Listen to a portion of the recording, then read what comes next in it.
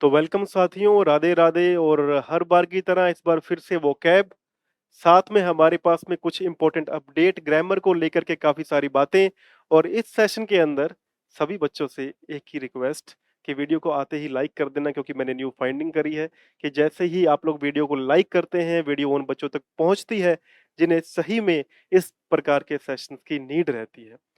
और मैं हर बार बोलता हूँ कि ये जो चीज़ें हैं बड़ी ही इम्पोर्टेंट है हर बच्चे के लिए, जो बेसिक बच्चे हैं, जो न्यू अभी जिनको एसएससी के बारे में डिटेलिंग पूरी जानकारी चाहिए, जिन्हें सब बातें पता करनी है कि बेसिक में वोकैब कैसे होगी, एडवांस में वोकैब कैसे होगी, ग्रामर को किस प्रकार से करना है, किस प्रकार से आने वाले क्वेश्चंस को हैंडल करें। तो हमारे टैब के अंदर हम लोग हर बात की अपडेट करते रहते हैं। तो इसी के साथ में आप लोगों से एक नई रिक्वेस्ट आज और है कि आप लोग अपने सभी फ्रेंड्स के साथ इस वीडियो को भेजने में कोई भी किसी प्रकार की कंजूसी नहीं करनी है, ठीक है? चलिए, हमारे सेशन की तरफ बढ़ते हैं। हमारे पास में कुछ क्वेश्चंस हैं, जिनके बारे में हम लोग डिटेल में आप आराम से अपन बात करेंगे। ईज़ी हो जाओ, आराम से बैठ जाओ बिल्कुल। मैं हर सेशन के अंदर जीवन की बातें अपन करते रहते हैं, तो ये बस लर्निंग के साथ-साथ में लाइफ का जो एक्सपीरियंस है, वो शेयर करना बहुत ज़्यादा ज़रूरी हो जाता है।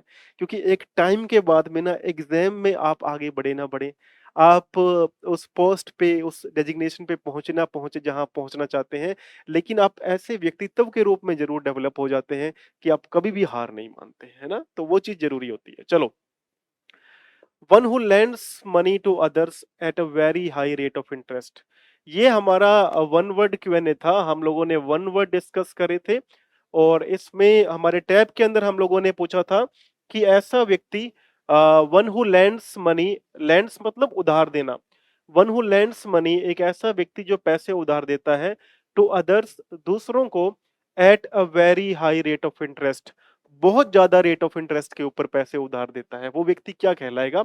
हमारे पास में चार वर्ड थे। पहला वर्ड हमारे पास में है क्यूरेटर। क्यूरेटर क्या होता है? क्यूरेटर, अगर आपने क्रिकेट देखा हो, तो क्रिकेट में जो पिच वगैरह के लिए गार्ड होते हैं उन्हें क्यूरेटर बोलते हैं। तो गार्ड के लिए वर्ड आता है क्यूरेटर, तो ये हमारा आंसर नहीं हो सकता।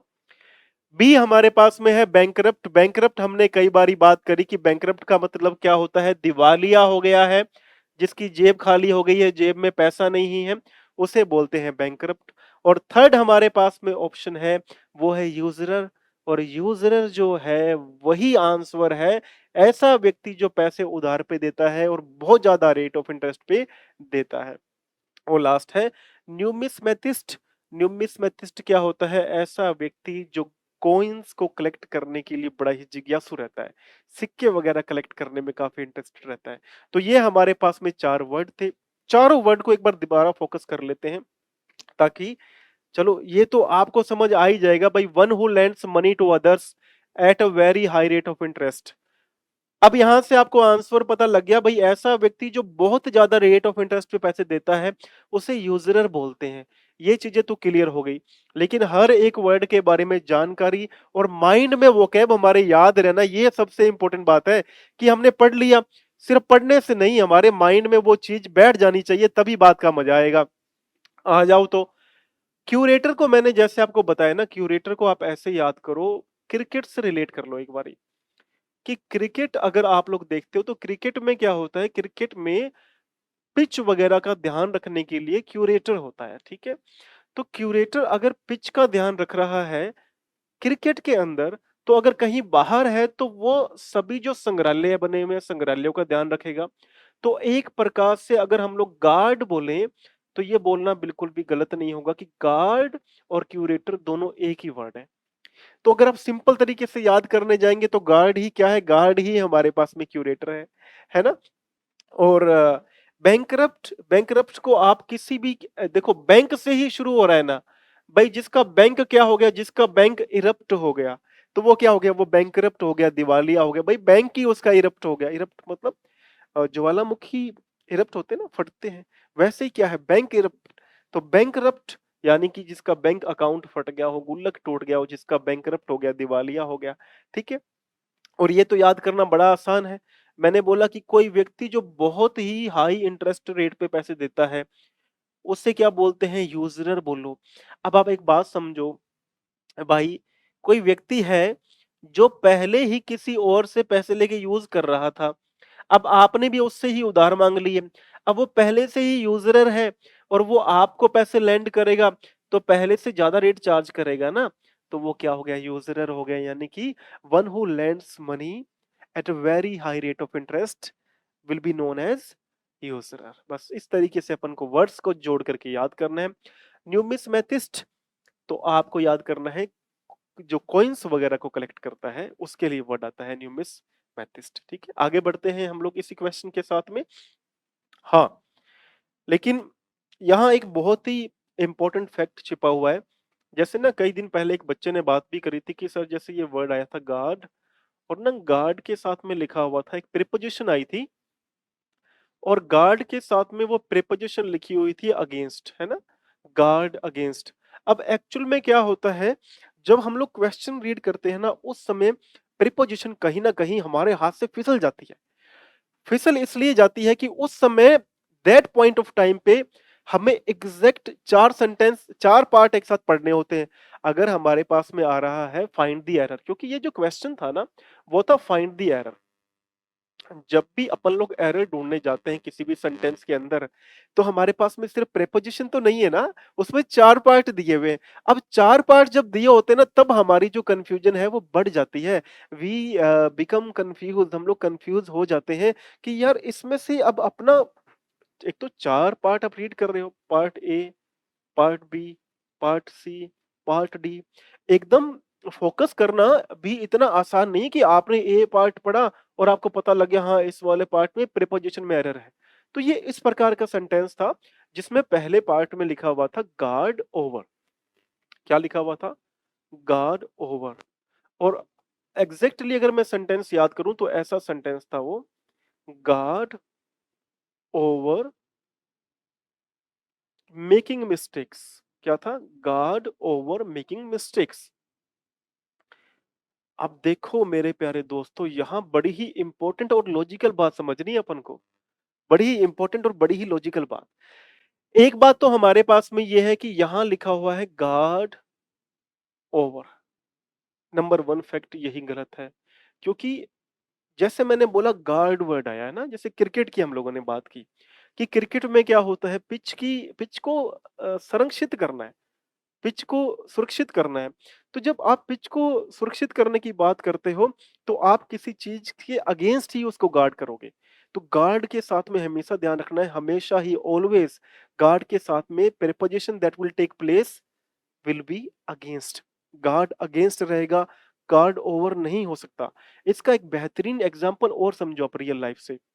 भाई ये दीवार बनी हुई है, ये एक वॉल बनी हुई है ना, एक वॉल बनी हुई है।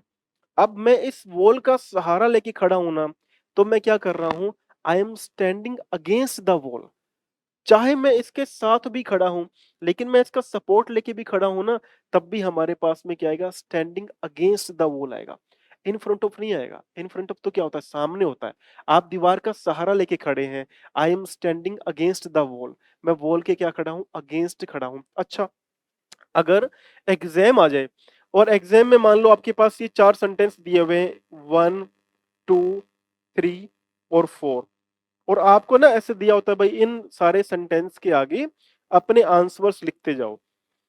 अपने छोटी क्लासेस में पढ़ा होगा अपन लोगों ने कि ये चार सेंटेंस दिए हुए हैं, जो भी वन वर्ड है इन सेंटेंस के आगे लिखो। तो क्या लिखा होता है, वहां लिखा होता है right against the given sentence. क्या लिखा होता है, right against the given sentence. तो यहां देखो क्या मतलब बनता है, इस सेंटेंस के सामने लिखो। तो right against the given sentence, यानी अगेंस्ट जो है प्रीपोजिशन कभी भी लिमिटेड नहीं होती है। हम लोग हर चैप्टर में, आप अभी तक हम लोगों ने वोकैब के 5 या 6 सेशन कर लिए होंगे। आप एक बार जाके चेक करना, हमारे हर एक वोकैब सेशन के अंदर ना प्रीपोजिशन के इंपॉर्टेंस बताए हुए हैं। अब आप भला इस प्रीपोजिशन को क्या मानोगे, अगेंस्ट का मतलब किसी के विरोध में भी होता है, अगेंस्ट का मतलब किसी का सहारा लेके खड़ा भी होना होता है, और अगेंस्ट का मतलब होता है किसी के सामने कोई चीज लिखना भी है। तो लिमिटेड तो है ही नहीं ना, वोकैब लिमिटेड नहीं है, प्रीपोजिशन लिमिटेड नहीं है। इंग्लिश इतनी डीप लैंग्वेज है, जितना आप डीप डाइव करते जाओगे ना उतना ही आपको और ज्यादा चीजें मिलती जाएंगी, है ना? आज आप लोगों को मेरी आवाज़ हो सकता है थोड़ी-सी ऐसे कम नाज़ुक-सी आवाज़ लगे, डेलिकेट लगे मेरी आवाज़, लेकिन कई दिनों से स्वास्थ्य जो था बिल्कुल बहुत भयंकर रूप से खराब हो चुका था। अभी दोबारा लौट कर के आए हैं मैदान में, आज पूरा सेशन अच्छे से करते हैं, इसका आउटकम जो भी है मत बच्चों के जो काम चीज़ें आ जाए मेरे मेरे लिए आउटकम ये रहता है कि हर एक बच्चे के लिए ना हर एक चीज़ यहाँ से काम आ जाए, मेरे लिए उस बच्चे के लिए एक अच्छा आउटकम हो जाता है और यही मेरा पर्पज़ रहता है। मेरे हर एक सेशन का पर्पस रहता है कि लर्निंग ग्रामेटिकली वोकैब तो जो हमारी एसएससी बैंकिंग के लिए है that we need to work hard, वो तो हमें मेहनत करनी ही करनी है, लेकिन लाइफ के लेसन्स भी बड़े इंपॉर्टेंट होते हैं। जीवन में सीखना बहुत ज़्यादा ज़रूरी होता है। धन संचय कर सकते हैं, धन संचय हो सकता है, लेकिन मन को कहीं पे लगाना वो बड़ा इंपॉर्टेंट चीज़ है। वो लर्निंग से आती है, वो सीखने से आती है। चलो आगे बढ़ते हैं क्वेश्चन की ओर। होप ये आप सबके लिए ये वाली बात क्लियर हो जाएगी। आ जाओ।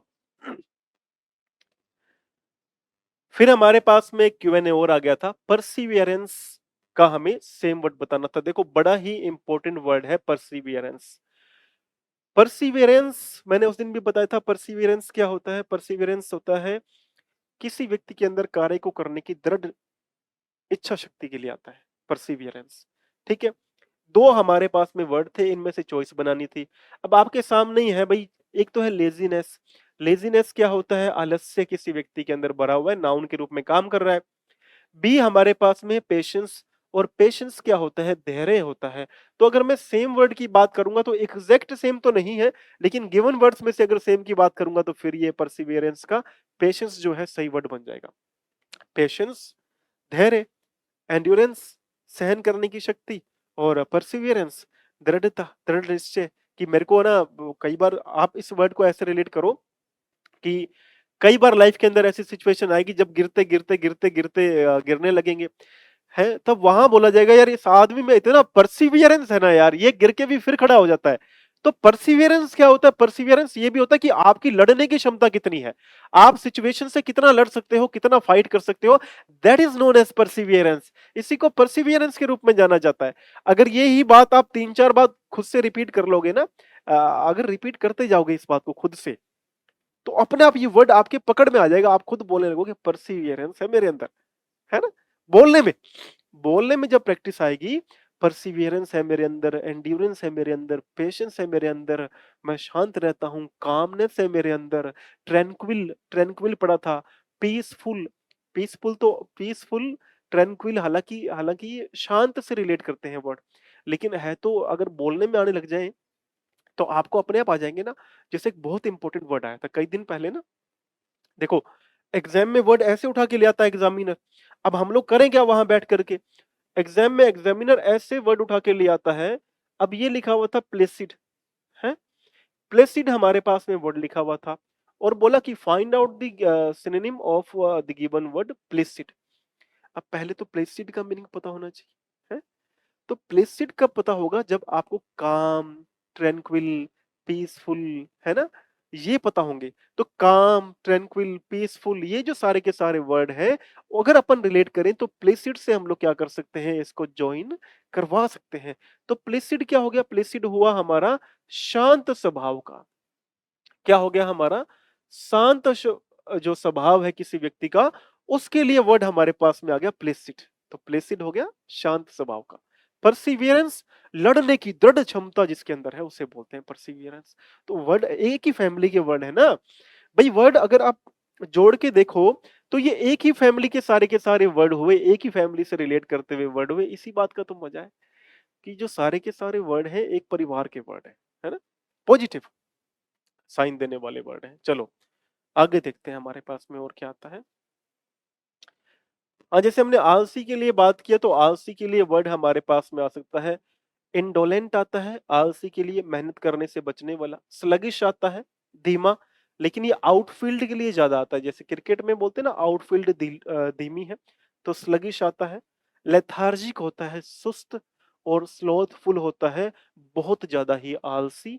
तो ये चारों के चारों वैसे तो वर्ड लेजी के लिए आ जाएंगे, लेकिन जो ये वाला वर्ड है स्लगिश, इसको व्यक्ति के लिए यूज नहीं कर सकते हैं, एक अगर पर्सन की बात करूँ, ह्यूमन की बात करूँ तो ह्यूमन के लिए हम लोग नहीं कर सकते यूज़, लेकिन ह्यूमन के बिहेवियर के लिए ज़रूर यूज़ कर सकते हैं, कि ह्यूमन का बिहेवियर कैसा है उसका, उसका काम करने का तरीका कैसा है, या आउटफील्ड कैसी है, स्लगिश है, धीमी है। क्रिकेट देखते हो? क्रिकेट से जोड़ के याद करो कि कई बार नमी पड़ती होती है, बॉलर पूरे वो एक लेकर के अपना टॉवल टॉवल लेकर के और उसको बॉल को रब करता रहता है। वो उसके ऊपर पकड़ नहीं बन ग्रिप नहीं बनती है, बॉल को पकड़ने की ग्रिप नहीं बनती है। तो फिर बॉलर बॉल फेंकता है और बैट्समैन स्ट्रोक मारता है, बाउंड्री तक पहुंचती नहीं है। क्यों नहीं पहुंचती है? क्योंकि आउटफील्ड कैसी है? स्लगिश आउटफील्ड, ठीक है? इस प्रकार से।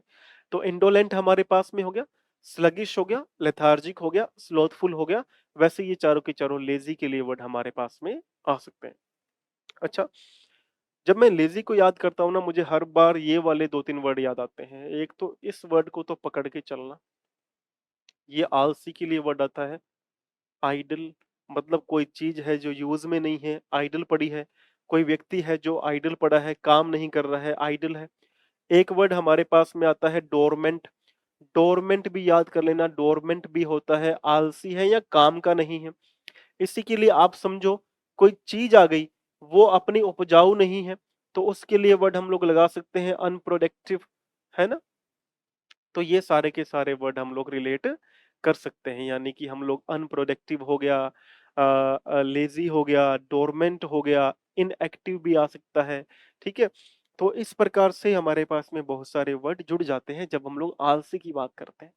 अगर कोई व्यक्ति है उसकी आलसी की बात करते हैं तो ये वाले वर्ड आ जाते हैं ना। तो ये आइडल हो गया, डोरमेंट हो गया, अनप्रोडक्टिव हो गया, उपजाऊ नहीं है ना। फर्टाइल अगर मैं बात करूं उपजाऊ की, ये तो बता दिया ना आपको भाई। अनप्रोडक्टिव क्या होता है? जो उपजाऊ नहीं है, जिससे हमें आउटकम नहीं आ रहा, रिजल्ट नहीं आ पा रहा हमें। लेकिन मैं बात करता हूँ कोई जमीन है, मैं बोलता हूँ ये तो बहुत उपजाऊ जमीन है, तब क्या आएगा? फर्टाइल आएगा। फर्टाइल क्या होता है? फर्टाइल होता है उपजाऊ। कोई भूमि है, कोई जमीन है, वो फर्टाइल है, उपजाऊ है, ठीक है? इस प्रकार से हमें वर्ड्स को आपस में जितना इंटर, मैं तो बोलता हूँ कि क्लास के अंदर से ही वर्ड याद हो जाने चाहिए। भाई अगर हम लोग 1 सवा घंटा किसी क्लास के अंदर दे रहे हैं, अगर आप देते हो तो ये भी ज़रूरी है ना। अब वो देख करके सिर्फ़ हमने बोला शुरू के अंदर कि लाइक करना और लाइक करके निकल गए तो मज़ा नहीं। वो तो फिर डमी हो जाएगा ना।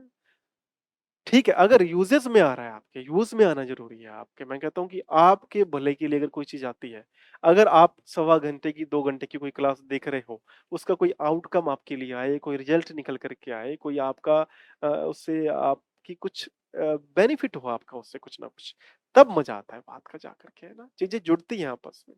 तब आप याद भी कर पाओगे कि हाँ, हमने इस तरीके की क्लास में बात करी थी।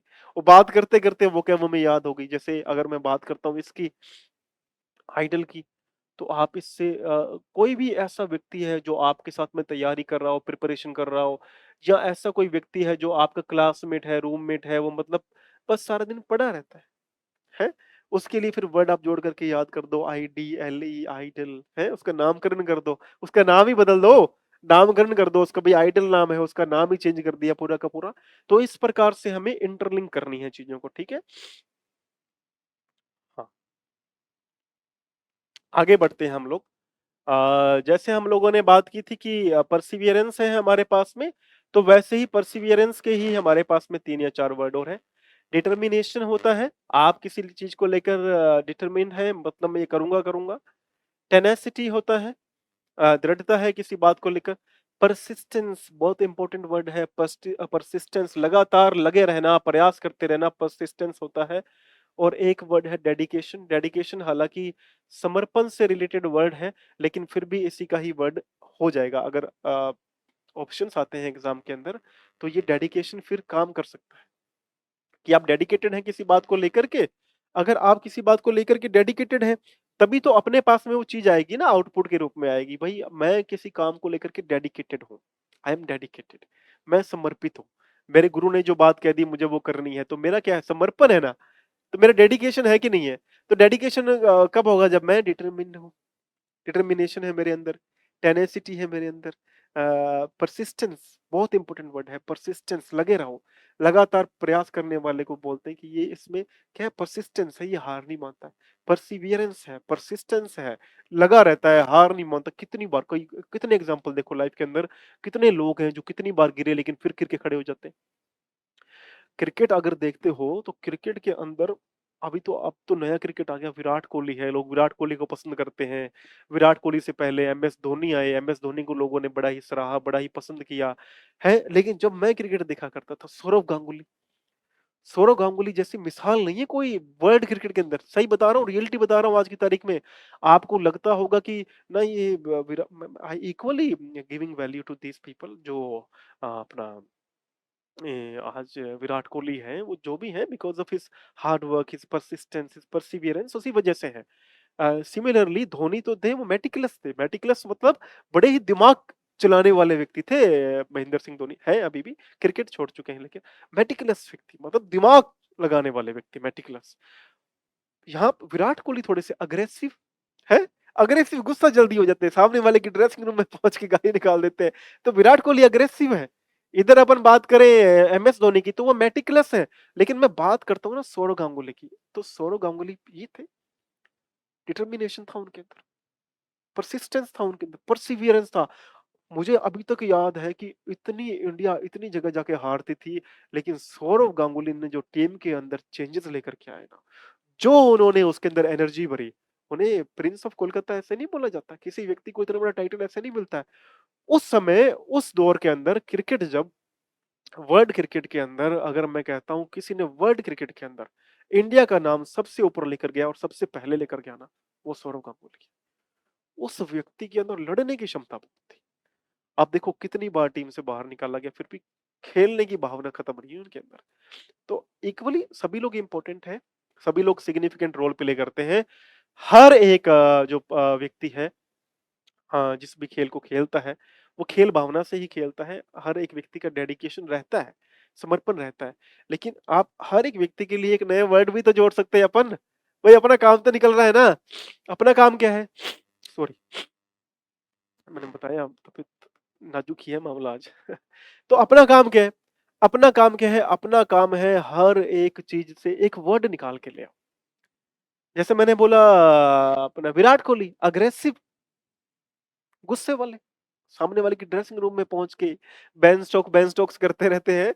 और इधर अपने इनकी बात कर ले, धोनी की, धोनी मेटिकुलस, इतना तेज दिमाग फील्ड के ऊपर, इतना शार्प माइंडेड क्रिकेटर मैंने नहीं देखा। बड़ा ही शार्प माइंड था उनका क्रिकेट के अंदर।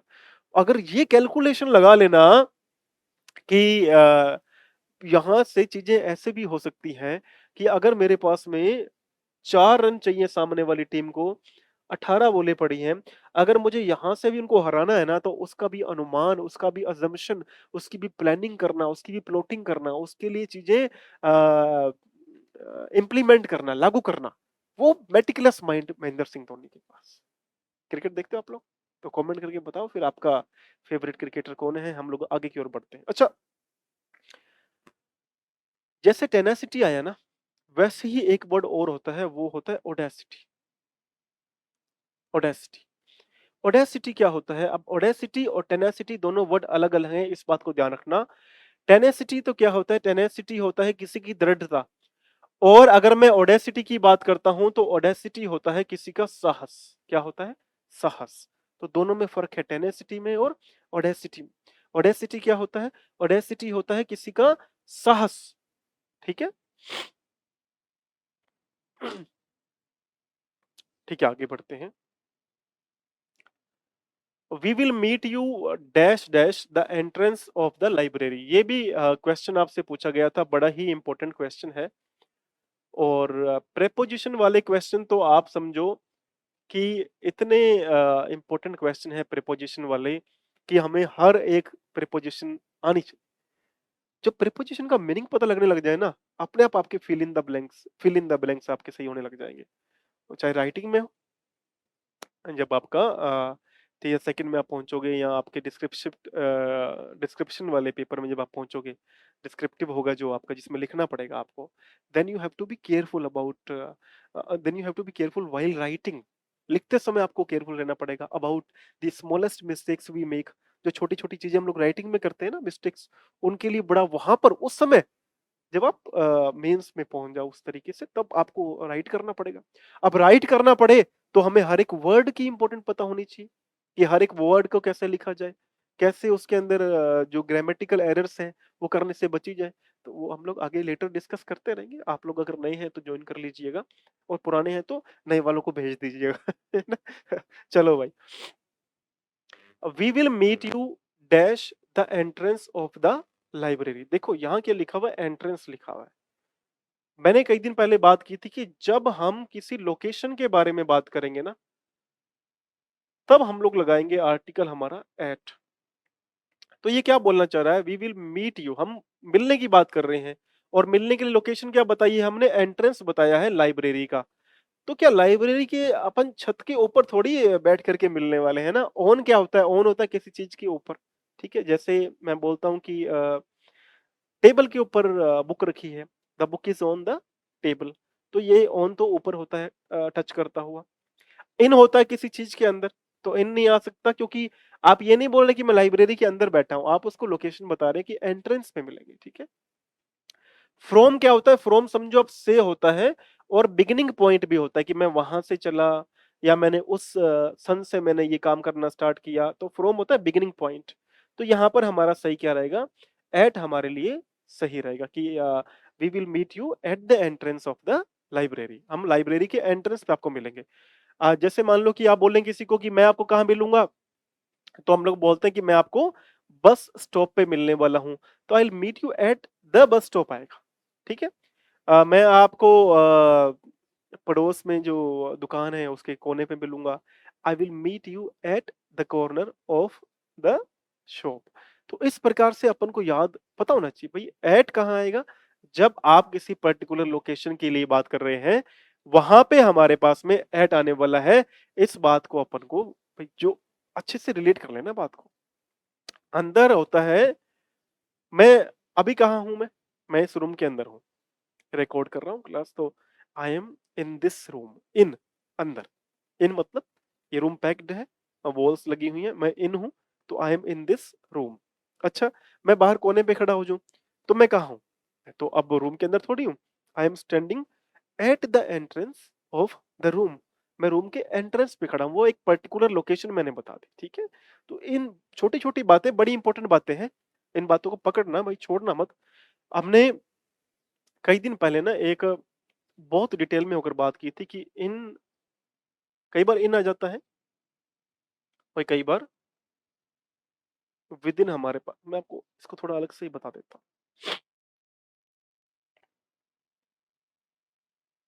बात समझना बहुत बड़ी इंपॉर्टेंट है हमारे पास में। कई बार आएगा विद इन, और कई बार हमारे पास में आता है इन। काफी समय ना हमारे माइंड में बात रहती है कि ये इन कहाँ पे और विद इन कहाँ पे। तो देखो, अगर आप टाइम से संबंध बनाने जाओगे भाई, समय से अगर आप रिलेशन बनाते हो कि टाइम में इन कहाँ पे और टाइम में विद इन कहाँ पे, तो टाइम में जब मैंने वैसे तो हमने कंपैरिजन कर ली थी एट की और इन की। ठीक है। तो उसको नहीं करते, अभी अपन इन की बात करते हैं, इन और विद इन। तो जब टाइम की बात करोगे ना, इन आप बताते हो कि एक मैंने बोला 5 मिनट में आ जाना, तो इन 5 मिनट्स वहां पर आ जाएगा। लेकिन अगर मैं डेडलाइन लगा दूं यहाँ पे, क्या लगा दूं, डेडलाइन। जैसे मैंने उस दिन बोला था कि हम लोग बोल देते हैं ना भाई 5 मिनट में आ जाना, तो सामने वाला 5 मिनट में आता ही नहीं है। हमारे कल्चर में ये चीज है ही नहीं कि किसी ने बोल दिया भाई 5 मिनट में आ जाना, तो 5 मिनट में तो पहुंचेगा ही नहीं, 5 के 15 5 के 20 जरूर करके आएगा। ये हमारे कल्चर की क्या है, खासियत है, और हम हैबिचुअल हो चुके हैं। दिक्कत क्या है, हम लोग हैबिचुअल हो चुके हैं। तो जब आप बोलते हो ना भाई 5 मिनट में, 10 मिनट में, इतने समय के अंदर अंदर आना है, तब हम लोग बोलते हैं कि 5 मिनट में आना है। ठीक है। लेकिन जब आपको पता लगता है ना कि एक फॉर्मल रूप में बात बोली जाती है, प्रोफेशनल रूप में बात बोली जाती है, और आपको काम करने के लिए डेडलाइन मिलती है।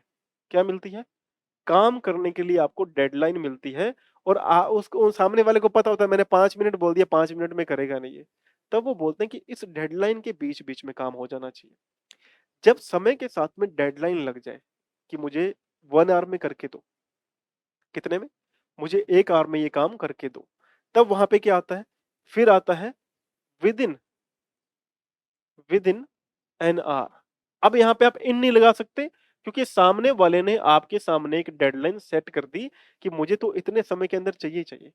तो विद इन जब आपको पता लग जाए फॉर्मल बात चल रही है, प्रोफेशनल बात चल रही है, एक टाइम लिमिट, टाइम की डेडलाइन दी हुई है कि इस समय के अंदर अंदर ही काम हो जाना चाहिए, तब तो आएगा विद इन। इन आता है जब हम लोग बात करते हैं कि ठीक है 5 मिनट में कर देना, 10 मिनट में आ जाना, पता है कि सामने वाला आएगा कि नहीं आएगा। एक वहां पर इनफॉर्मल है, कोई ऐसा औपचारिकता वाली बात नहीं है, ठीक है। अब देखो दूसरा जो मेजर डिफरेंस, ये बड़ा इंपॉर्टेंट डिफरेंस है। दूसरा जो मेजर डिफरेंस इन और विद इन में रहता है, वो हमेशा के लिए याद रखना। जैसे मैंने बोला मैं इस रूम के अंदर हूं, तो मैंने बोल दिया आपको मैं आई एम इन दिस रूम। लेकिन कई बार आप देखोगे ना एग्जाम में लिखा होता है, इन भी दिया होता है और विद इन भी दिया होता है कि अब बात चल रही है कोई चीज किसी चीज के अंदर ही है, लेकिन वहां पे इन भी दिया हुआ है, विद इन भी दिया हुआ है, फिर उस समय क्या करेंगे? नंबर तो नहीं कटवा सकते ना उस समय, थोड़ा फिर दिमाग लगाना पड़ेगा। विद इन कब आता है? विद इन आएगा जब मान लो जो जगह है, जिस जगह पर आप बैठे हो या जिस जगह पे कोई चीज पड़ी है, एक तो उस जगह का दायरा, स्पेस बहुत बड़ा है। एक तो उस जगह का स्पेस बहुत बड़ा है, और दूसरी बात ये नहीं पता कि कौन से एग्जैक्ट पॉइंट पर आप बैठे हुए हो, है ना? ये बहुत बड़ी बात है, थोड़ा गहराई से समझो। जैसे मैंने बोला कि कोई गुफा है, मैं कह रहा हूं भाई गुफा के अंदर खजाना है। अब क्या आपको पता है भाई किस पर्टिकुलर गुफा छोटी थोड़ी होती है, गुफा तो बहुत बड़ी होती है। गुफा पे क्या पता कौन सी पर्टिकुलर लोकेशन पे खजाना पड़ा है। तो मैं बोलूंगा the treasure is with in the cave. क्यों बोला? केव, गुफा, स्पेस बहुत बड़ा है ना? और मुझे ये भी नहीं पता कि कौन से एग्जैक्ट, कौन से स्पेसिफिक लोकेशन पे ट्रेजर है। तो ट्रेजर जब मैं बात कर रहा हूँ, केव की जब मैं बात कर रहा हूँ, तो मैं बोल रहा हूँ विद इन द केव। अगर मैं इस रूम की बात करूं तो इसका दायरा बहुत छोटा है ना? तो तब मैं बोलता हूँ आई एम इन दिस रूम। तो मुझे पता आप आते मुझे देख लोगे पकड़ने पकड़ाई तो खेल नहीं रहे, मैं तो सामने खड़ा हूं, आपने मुझे आके देख लिया। तो ये चीजों का फर्क होता है। बातें कई बार ग्रामेटिकली चीजें जो हैं वो थ्योरिकली ज्यादा समझ में आती है ना? प्रैक्टिकली भी आती हैं, थ्योरिकली भी आती हैं। अब जैसे आपको गुफा वाले एग्जांपल से आपको हो सकता है आप रिलेट कर पाओ कि हाँ गुफा बहुत बड़ी होती है, क्या पता गुफा में कहाँ पे क्या चीज निकल जाए, है ना? तो विद इन, इन जब लिमिटेड स्पेस है, छोटा सा स्पेस है, अपन को पता कि पर्टिकुलर लोकेशन पर ही वो चीज मिल जाएगी, ठीक है। ये आपको मैंने बात बता दी, आपके बड़े ही यूजफुल रहेगी, ये काम आएगी एग्जाम के अंदर। आ जाओ। हाँ, ये वाला पर्टिकुलर सेगमेंट मुझे बहुत ही पसंद है। पसंद इसलिए भी कि प्रीपोजिशन, फिक्स्ड प्रीपोजिशंस का या प्रीपोजिशन फ्रेजेस का बोल दें तो बहुत इंपॉर्टेंट होता है, और उससे हमें बहुत ज्यादा क्लैरिटी भी मिलती है। तो आओ पहले अपन इनको एक बार वन बाय वन करके देख लेते हैं। जैसे कई बार कोई चीज बिना प्लानिंग के हो जाती है ना। जैसे अब ऐसा नहीं बोलना चाहिए लेकिन बोल दूं, तो कई बार हो जाता है कि कोई चीज नहीं मिलनी होती और वो सामने वाले को मिल जाती है, तो वो बोलते कैसे मिल गई? तो बोलता है बाय चांस मिल गई, यानी मेरी कोई योजना नहीं थी, बिना योजना के मैं मिल गया। देखो यहाँ पे एग्जांपल है, आई मेट हर, मैं उसको मिला। ठीक है, कैसे मिला? बाय चांस, मैं उसे बाय चांस मिल गया। I met her by chance, कोई योजना नहीं थी, जा रहे थे, वो अपने रास्ते जा रही थी, मैं अपने रास्ते जा रहा था। कैसे मिला भाई? मैंने देखा था वहां तुझे, तो अब मैं, कोई प्लानिंग नहीं थी भाई। I met her by chance, by chance, बिना किसी प्लानिंग के। ठीक है। अच्छा, यहाँ एक चीज और समझ आ रही होगी आपको, ये बड़ी इंपॉर्टेंट बात है। At the mall, at the mall क्यों आया? एट द मॉल, कमेंट करके ये बात आप बताओ भाई, एट द मॉल क्यों आया, इन द मॉल क्यों नहीं आया? चलो ठीक है, देखते हैं कौन बताएगा। इन एडवांस, इन एडवांस क्या हो गया? पहले से ही। आजकल बोलते हैं ना भाई, टिकट की बुकिंग करवा लो इन एडवांस, पहले से ही करवा लो, है ना? कोई काम है तो मुझे उसकी सूचना पहले से दे दो। इन एडवांस, पहले से ही। Please inform me in advance if you can't come. भाई वो बोल रहा है कि इफ यू कांट कम, अगर आप नहीं आ पाओ तो please inform me in advance, मुझे पहले ही बता देना अगर आप नहीं आ पाओगे तो मुझे इन एडवांस आप इन्फॉर्म कर देना, please inform me in advance if you can not come. अगर आप नहीं आ पाओ तो मुझे एडवांस में ही इन्फॉर्म कर देना, ठीक है। अच्छा आगे बढ़ते हैं। On purpose. ऑन पर्पस क्या होता है? जानबूझकर। ये बड़ा इंपॉर्टेंट है on purpose.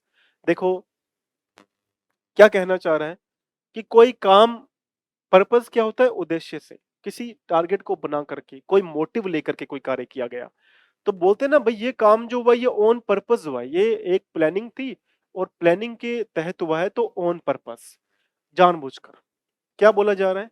He broke the वेस ऑन पर्पस। उसने जो वेस था, वेस यानी गमला, ही ब्रोक द वेस ऑन पर्पस, उसने जानबूझ के, ऑन पर्पस यानी कि जानबूझकर उसने क्या कर दिया? गमला तोड़ दिया। ही ब्रोक द वेस ऑन पर्पस, जानबूझ करके गमला तोड़ा गया, है ना। तो ऑन पर्पस यानी कि जानबूझ के। कई बार बोलते भी है कि मैंने ये जानबूझकर नहीं किया, I didn't do it on purpose. मैंने जानबूझकर नहीं किया भाई, मेरे गलती हो गई है, तो मुझे माफ कर दे।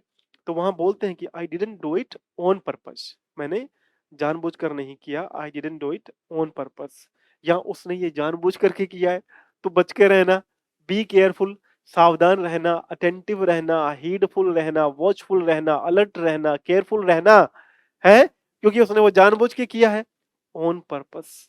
तो ऑन पर्पस होता है जानबूझ करके, ठीक है। In charge of, in charge of क्या होता है? किसी कार्य का जिम्मेवार होना। जैसे नौकरी भी कहीं लगेगी आपकी, तो बोला जाएगा भाई ये यहाँ का इंचार्ज कौन है? ये है। तो इंचार्ज ऑफ मतलब जिम्मेवार होना। She is in charge of the project, वो क्या है? इस प्रोजेक्ट की इंचार्ज है। She is in charge of the project, ठीक है। At fault. एट फॉल्ट क्या होता है? एट फॉल्ट होता है गलती पर होना। जैसे मेरी गलती है इसके अंदर, तो आई एम एट फॉल्ट, है ना। तो गलती किसी की होना, वहां पे आता है एट फॉल्ट। गलती मानते हैं, गलती होती सबकी है मानता कोई नहीं। गलती बड़ी प्यारी चीज है, मतलब होती सभी की है पर मानने को कोई तैयार होता ही नहीं है। झगड़े छोटी सी बात के पीछे महाभारत तक हो जाती है, पर गलती मानना, एक्सेप्टेंस करना, मतलब ये ह्यूमन नेचर का ना सबसे ही वीकेस्ट पॉइंट है। अगर ह्यूमन नेचर के अंदर इस चीज की एक्सेप्टेंस आ जाए ना कि मैंने गलती कर ली है, और उसको स्वीकार करना आ जाए, स्वीकारिता आ जाए, इतने रिश्ते बच सकते हैं। इतने जो प्रेम संबंध है, आपसी मित्रता है, आपसी मित्री है, आपसी दोस्ती है, प्रेम है, कितने बच सकते हैं ना। कितने ही चीजें हैं जो सही हो सकती है अगर एक्सेप्टेंस हो जाए।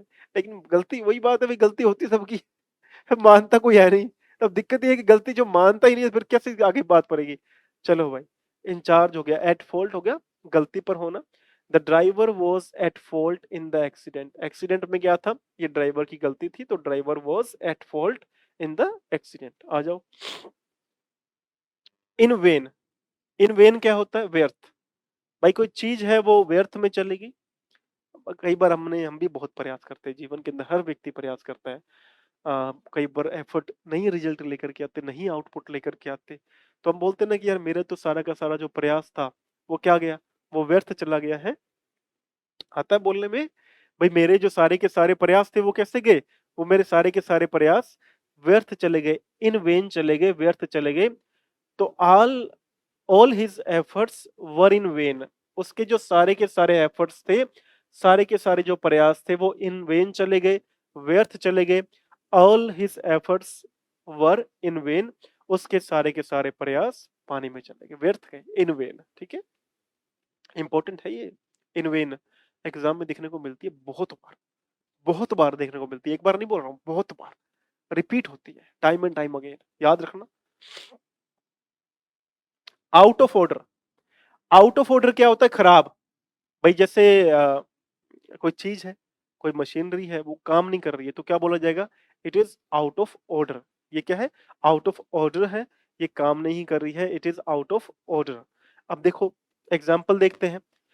भाई ये लिफ्ट है, लिफ्ट काम नहीं कर रही है, the lift is out of order. ये लिफ्ट क्या है? आउट ऑफ ऑर्डर है, यानी कि काम नहीं कर रही। ये फिक्स्ड होती है। ये प्रीपोजिशनल जो फ्रेजेस हम लोग डिस्कस कर रहे हैं, ये फिक्स्ड है, ठीक है। इन फेवर ऑफ, किसी के पक्ष में, है ना? पक्ष में बोला जाता है किसी की किसी को बात, किसी के पक्ष में बोलना। इन फेवर ऑफ के पक्ष में, जैसे दे voted in favour of the proposal, कोई प्रस्ताव था, प्रपोजल था, उस प्रपोजल के फेवर में वोट देना, तो क्या आएगा? दे वोटेड, उन्होंने वोट किया in favour of the proposal, कोई प्रस्ताव था, उस प्रस्ताव के फेवर में, पक्ष में वोट देना, उसे बोलेंगे दे voted in favour of the proposal. ठीक है, आगे बढ़ते हैं। अंडर कंट्रोल, अंडर कंट्रोल क्या आएगा? अंडर कंट्रोल आएगा नियंत्रण में कोई चीज है, कोई चीज मेरे कंट्रोल में है। आज सब चाहते हैं भाई हर चीज हमारे कंट्रोल में आ जाए ना, पॉसिबल नहीं है। अंडर कंट्रोल क्या होता है? अंडर कंट्रोल होता है नियंत्रण में। जैसे मैं बोलता हूं, अब जो हालात हैं, the situation is under control, अब जो हालात हैं वो अंडर कंट्रोल है, the situation is under control. ठीक है, या कोई ऐसा कैलामिटी हो गई, कैलामिटी क्या होती है? आपदा, कोई आपदा आई, आपने बोला आप वो आपदा जो है वो नियंत्रण में है, अंडर कंट्रोल है। ठीक है, तो अंडर कंट्रोल, ध्यान रखना, कोई चीज नियंत्रण में होना, अंडर कंट्रोल होना। ठीक है, इस प्रकार से। जैसे किसी की हेल्थ की मैं बात करता हूँ, है ना? किसी की हेल्थ क्या होगी? डेट्रियोरेट हो गई। डेट्रियोरेट क्या हमने कई दिन पहले वर्ड पढ़ा था? डेट्रियोरेट का मतलब क्या होता है? खराब हो जाना, पहले से बिगड़ जाना, डेट्रियोरेट हो गई। अब मैं बोलता हूं कि उसकी हालात पहले से डेट्रियोरेट हो गई, अब जो है सिचुएशन उसकी क्या है? अंडर कंट्रोल है, she is fine now, she is, her health is under control, अब उसकी जो हेल्थ है वो नियंत्रण में है, मतलब फिजिकली भी वो ठीक। On behalf of, on behalf of क्या होता है? की ओर से। ठीक है, किसी की ओर से, जैसे आप बोलते हो आई am speaking on behalf of the team, मैं टीम की ओर से बोल रहा हूं, I am speaking on behalf of the team. तो ऑन बिहाफ ऑफ क्या होता है? ऑन बिहाफ ऑफ होता है किसी की तरफ से, मैं आपकी तरफ से बोल रहा हूं, मैं प्रेसिडेंट की तरफ से बोल रहा हूं, I am speaking on behalf of the president of our country, मैं अपने कंट्री के जो प्रेसिडेंट है उनके बिहाफ पे बोल रहा हूं, मैं अपने पेरेंट्स के बिहाफ पे बोल रहा हूं, I am speaking on behalf of my parents, right, isn't it? So you can use these words as well, and these are fixed prepositional phrases जो एग्जाम्स में आते हैं और आते ही रहेंगे, ध्यान रखना इस बात को। तो इनका तो आप स्क्रीनशॉट ले लो, वैसे पीडीएफ मैं शेयर कर दूंगा, फिर भी आप लोग इसका एक स्क्रीनशॉट ले लो। मैं थोड़ा सा पानी पी लेता हूँ इतने में। चलो जी आगे बढ़ते हैं। ये बहुत ही इंपॉर्टेंट क्वेश्चन है ये, इंपॉर्टेंट इसलिए भी है कि दो तीन बड़ी ही प्यारी बातें हैं इसके अंदर। देखो पहले क्या है, एक तो 148 बच्चों ने वोट किया है, वेल डन मेरे प्यारे दोस्तों। ये जो पार्टिसिपेशन है ना आपका, ये आपको बहुत आगे लेकर के जाएगा। और ये 7 बच्चों ने लाइक किया, लाइक तो बढ़ाओ है। 7 पर ही पहुंचे अपन, 148 में से 7 लाइक कर रहे हैं। कितना हुआ? 10% भी नहीं हुआ अपना आउटकम है। Sorry. I dash the golden temple a few months back, इसके अंदर अपन को correct form of the verb से फिल इन द ब्लैंक्स करना था, फिल इन द ब्लैंक्स करना था। I dash the golden temple a few months back. अब यहाँ पे चार ऑप्शन है, या तो सीन, सीन थर्ड फॉर्म है वर्ब की, तो ये नहीं आ सकती क्योंकि थर्ड फॉर्म अकेली नहीं आती है, उससे पहले हेल्पिंग वर्ब होनी चाहिए। और देखो क्या बोल रहा है, अ फ्यू मंथ्स बैक, यानी पास्ट की बात चल रही है, तो पास्ट की बात चल रही तो विल विजिट भी निकल गया यहाँ से। विल कहाँ का है? विल हमारे पास में भविष्य का है। अब दो बातें बची, या तो हमारे पास में हैड विजिटेड आ जाए, जैसे सीन था ना, सीन मैंने क्या बोला, अकेला नहीं आ सकता, इसके साथ में वर्ब के साथ में हेल्पिंग वर्ब आनी चाहिए, जैसे यहाँ आ रही है, विजिटेड थर्ड फॉर्म है तो हैड आ रहा है हमारे पास में। या तो ये वाला सही हो, या फिर विजिटेड सही हो। देखो मैंने आपको उस दिन भी बताया था कि पास्ट में जब एक ही एक्टिविटी की बात होती है ना, पास्ट में जब एक सिंगल एक्टिविटी की बात होती है, हमें इस बात को डिनोट करना है कि तब हमारे पास में ओनली वर्ब की सेकंड फॉर्म से ही काम चलेगा। हमें पास्ट की एक एक्टिविटी के लिए सिर्फ वर्ब की सेकंड फॉर्म चाहिए होती है। तो यहां पे आई विजिटेड आएगा, I visited the golden temple a few months back. इस बात को ध्यान रखना कि पास्ट में, मैंने एक सेशन बना के भी डाला हुआ है कि पास्ट में हैड प्लस वर्ब की थर्ड फॉर्म तब तक नहीं आएगी जब तक एक और एक्शन हमारे पास में पास्ट का ना हो। तो पास्ट में हमारे पास में एक एक्शन पास्ट का पहले होना चाहिए, उसके बाद में हमारे पास में सेकंड एक्शन के अंदर हैड प्लस वर्ब की थर्ड फॉर्म हो सकती है। अगर पास्ट में एक ही एक्शन दिया आ रहा है, एक ही कार्य हो रहा है, एक ही वर्ब है, तो एक ही जब वर्ब है ना, तो निश्चिंत होके सिर्फ वर्ब की सेकंड फॉर्म लगाओ और किसी चक्कर में मत पड़ना बस। उस दिन भी बोला था कि सर जी हेड डाइड है। वो किसने बोला था कि सर महात्मा गांधी जी तो बहुत पहले मर गए थे, महात्मा गांधी जी हेड डाइड कर देते हैं, बहुत पहले मर गए थे। अरे बहुत पहले मर गए थे तो वर्ब ये थोड़ी कि वो बहुत पहले मर गए थे तो हेड प्लस थर्ड फॉर्म लगा देंगे। एक्टिविटी एक हो रही है ना पास्ट की, मरना एक ही तो एक्टिविटी है। तो क्या आएगा, वर्ब की सेकंड फॉर्म आएगी, महात्मा गांधी डाइड। ठीक है, हेड डाइड मत लगाना। पास्ट में जब भी एक ही एक्शन पूरा हो, जैसे मैं बाजार गया, आई वेंट टू मार्केट, मैंने कुछ खरीदा, आई परचेज्ड समथिंग, मैंने मॉल में एंटर किया, आई एंटर्ड द मॉल। अब देखो, बड़ी ही इंपॉर्टेंट बातें हैं ये, इनमें सब में वर्ब की सेकंड फॉर्म आ रही है। ठीक है, क्योंकि पास्ट में जब भी एक ही एक्टिविटी की बात हो, एक ही एक्शन की बात हो, दिमाग में रखो कि वर्ब की सेकंड फॉर्म लगाऊंगा, हेड प्लस वर्ब की थर्ड फॉर्म नहीं लगाऊंगा। हेड प्लस वर्ब की थर्ड फॉर्म तभी लगाऊंगा जब पहले से ही एक एक्शन पास्ट का आ रहा है और दूसरे एक्शन में मैं हेड प्लस वर्ब की थर्ड फॉर्म लगा सकता हूँ। एक सेशन देखा मैंने किसी का, मैं वैसे इन चीजों में बिलीव नहीं करता हूँ किसी के अगेंस्ट बोलना, या मुझे लगता है कि अपना काम करो और मस्त रहो। लेकिन अब एक बात जैसे मैंने बोली कि आई एंटर्ड द मॉल है ना, तो वो एक्सप्लेन करते करते करते इनका यूज बता रहे थे और इनका यूज बताते समय बोले कि I entered in the mall. देखो, एंटर का खुद का मतलब क्या होता है? एंटर का खुद का मतलब ही किसी चीज के अंदर प्रवेश करना होता है। तो फिर इनका यूज क्यों करेंगे? रिडेंडेंट हो गया, सुपरफ्लुअस हो गया। कि आप, मैं बोलता हूँ कि आप रूम में एंटर करो, मैं ये थोड़ी बोलूंगा एंटर इन द रूम, मैं बोलूंगा एंटर द रूम। क्योंकि अगर मैं इन बोल रहा हूँ और एंटर भी बोल रहा हूँ, तो एंटर का मतलब क्या, प्रवेश करना ही तो है। तो मैं एंटर भी बोल रहा हूँ और इन भी बोल रहा हूँ, तो गलत हो गया ना। इस प्रकार से ध्यान रखना कि एंटर के साथ में, अब बात चल पड़ी तो ध्यान रख लेना कि एंटर के साथ में इन का यूज नहीं करना है, प्रीपोजिशन का यूज नहीं होगा। एक और इंपॉर्टेंट बात है यहां से, जैसे द आर्टिकल आया था, अगर आपने ध्यान किया हो तो क्वेश्चन के अंदर, इसी क्वेश्चन के अंदर देखो, I dash the golden temple, जहां पे हमारे पास में द आर्टिकल आया। अब द आर्टिकल क्यों आया हमारे पास में, यहाँ पे नोट वर्दी बात है हमारे लिए यहाँ पे, कि जैसे गोल्डन टेम्पल, गोल्डन टेम्पल हमारे पास में क्या हुआ, गोल्डन टेम्पल एक फेमस जगह है, एक फेमस प्लेस है। तब हमने आर्टिकल क्या लगाया, the article, the golden temple Amritsar. ठीक है, द गोल्डन टेम्पल अमृतसर।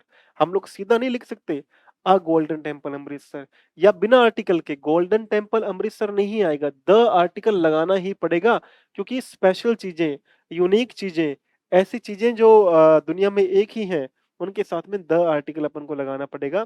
तो the golden temple Amritsar, the Taj Mahal, the great wall of China. अब तो मन करता है तोड़ दें उसको, लेकिन है ना? तो अपना कोई कोई गार्डन ले लो, कोई ऐसा प्लेस ले लो, जैसे द बिरला टेम्पल है ना, फेमस है। द राज मंदिर जयपुर, ये फेमस है। फेमस चीजों के साथ में क्या आता है, अपन को द आर्टिकल लगाना पड़ेगा, इस बात को ध्यान रखना। ठीक है, आगे बढ़ते हैं अपन। He has been living in Mumbai dash dash 2015। जब भी फिल इन द ब्लैंक्स था, fill in the blanks,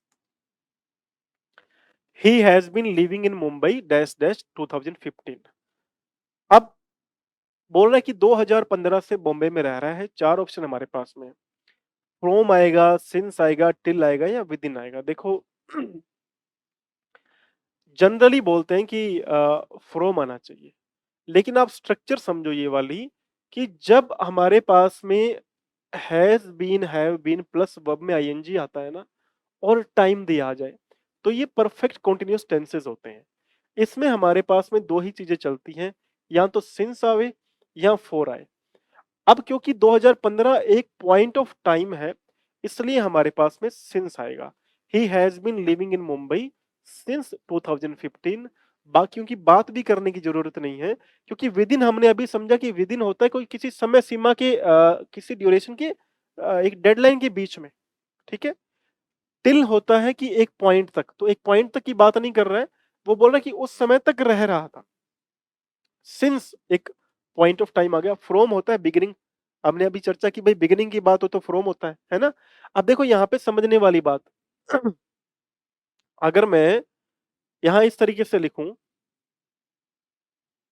since और फॉर, बड़ी ही इंपॉर्टेंट बात है। सिंस का यूज हम लोग करते हैं एक पॉइंट ऑफ टाइम के लिए। किसके लिए? पॉइंट ऑफ टाइम, एक फिक्स टाइम। जैसे यहां इस सेंटेंस में था 2015, तो जो 2015 फिक्स टाइम है। मैं बोलता हूं मार्च, सिंस मार्च, तो मार्च भी एक फिक्स महीना है। मैं बोलता हूँ 16 जुलाई, तो 16 जुलाई भी क्या है? एक फिक्स तारीख है। दिन के जो 4 पहर होते हैं, मॉर्निंग होता है, आफ्टरनून होता है, नाइट होता है, वहां पे भी अपन सिंस लगा सकते हैं। अब फोर क्या होता है? फोर होता है एक पीरियड ऑफ टाइम। जब हम लोग अवधि की बात करेंगे, भाई मैं इतने समय से रह रहा हूं। अब 2015 लिखा हुआ है ना, अगर यहां होता 15 साल से रह रहा हूं, तो 415 ईयर्स आता। ठीक है। अगर मैं लिखता हूं कि मैं 20 साल से रह रहा हूं, या 2 साल से रह रहा हूं, 2 महीने से मान लेता हूं, 2 महीने से रह रहा हूं, 2 मंथ्स, तो 2 मंथ्स क्या आता फिर हमारे पास में 4 आता। क्योंकि 4 एक पीरियड, एक अवधि, एक लेंथ ऑफ टाइम को बताता है। लेंथ तो नहीं होगी, लेकिन मान लो अवधि, एक पीरियड ऑफ टाइम हो जाता है। सिंस होता है एक पॉइंट ऑफ टाइम। दोनों में बहुत इंपॉर्टेंट चीजें हैं, ये नोट करने वाली चीजें है ना, कि जब आप लगाने जाओगे कि भाई उसका तो सिलेक्शन हो गया, वो तो 2 महीने से तैयारी कर रहा था, है 2 मंथ्स। मेरा सिलेक्शन हुआ क्योंकि मैंने पिछले 10 सालों से तैयारी की है। I have been preparing for last for 10 years. I have been preparing for 10 years. मैं बोलता हूँ मैं 2015 से तैयारी कर रहा था, इसलिए मैं 25 में आगे लग गया। I have been preparing since 2015। तो ये सिंस और फॉर को थोड़ा बच करके चलना, और भी डिटेल में है। आज इसको बेसिक तक रखते हैं, इसमें डिटेल में भी आगे चलेंगे किसी दिन। ठीक है।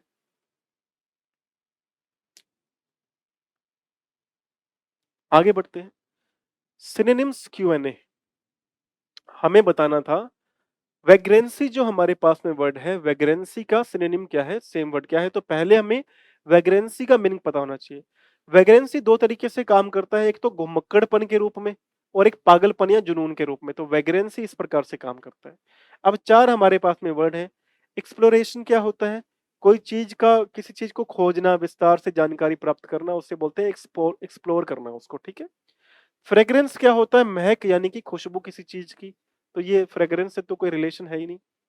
वैगाबॉन्ड, वैगाबॉन्ड क्या होता है? वैगाबॉन्ड होता है जो आवारा लोग जो होते हैं, उसके लिए वैगाबॉन्ड आता है। तो यही इसका सही मीनिंग हो जाएगा।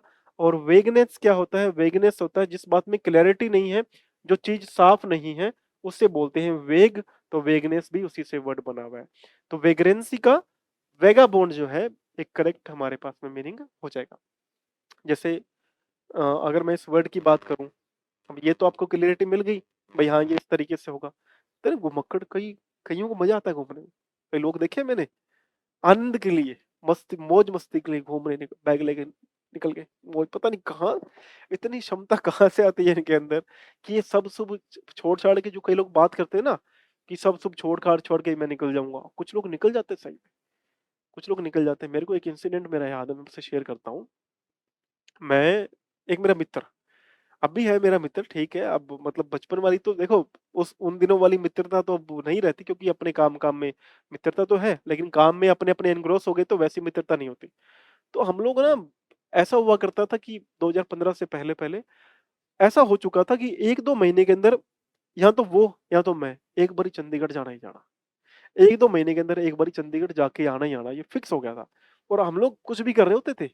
कभी पटियाला पे खड़े हैं स्टेशन पे, वहां पे जो टिकट ले रखी है आगे घूमने के लिए, फिर उस टिकट को कैंसिल करवा रहे हैं, उनको बेच रहे हैं टिकटें। वहीं खड़े खड़े आवाज लगा के, हाँ भाई इस टिकट का रेट ये ले जाओ हमसे।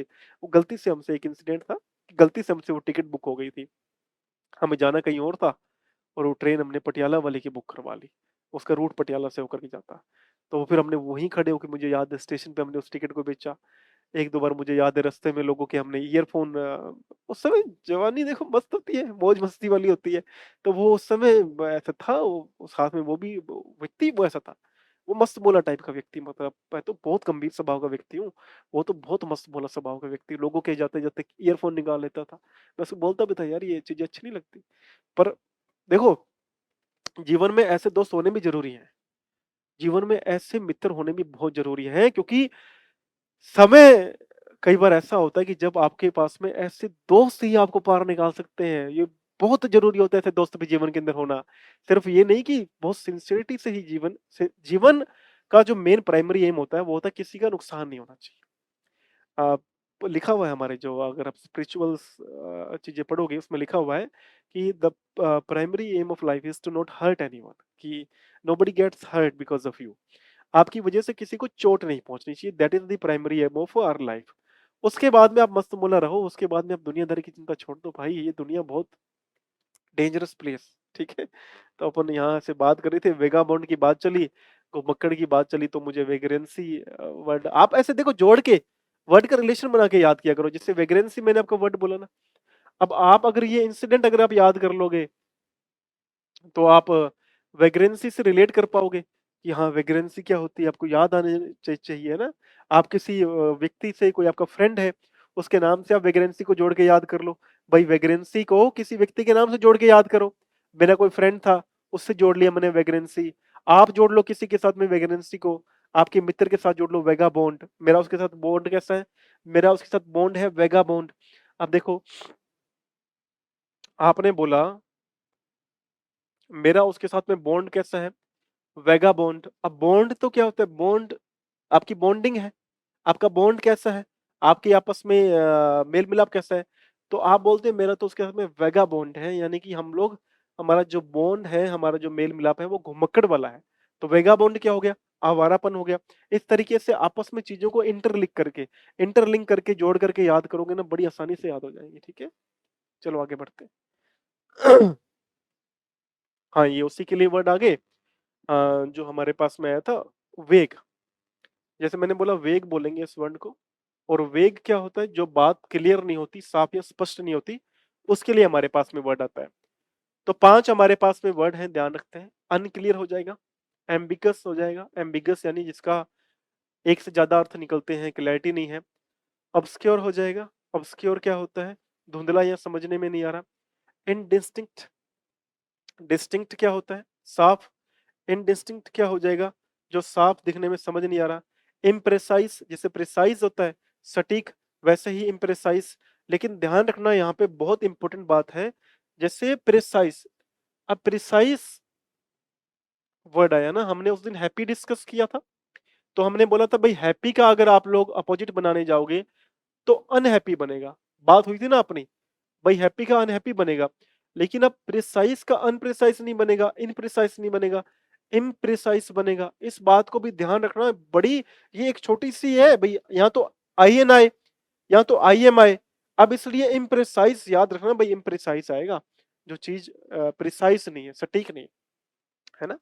हाँ प्रिसाइज सटीक, जो सटीक नहीं है इम्प्रेसाइज।